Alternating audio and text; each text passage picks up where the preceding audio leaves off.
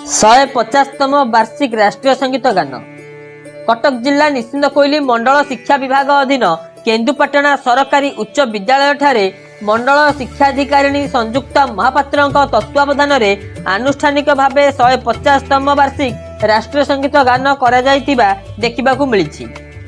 यही आनुष्ठानिक कार्यक्रम में मुख्य अतिथि भाव महांगा विधायक शारदा प्रसाद प्रधान जोग देइथिबा बेले सम्मानित अतिथि भाव मंडल उन्नयन अधिकारी श्रीजुक्त दिव्येन्दु कुमार दास जोग देइथिबा देखा मिली। केन्दुपाटना सरकारी उच्च विद्यालय प्रधान शिक्षक निमाई चरण साहू सभापतित्व करथिले।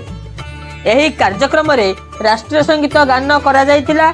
एथिसह छात्र छात्री मानक मध्यरे रचना क्विज तर्क प्रतिछवि प्रस्तुति को नहीं प्रतियोगिता करा जायतिला एवं अतिथि मानक द्वारा पुरस्कार बंटन करा जायतिला।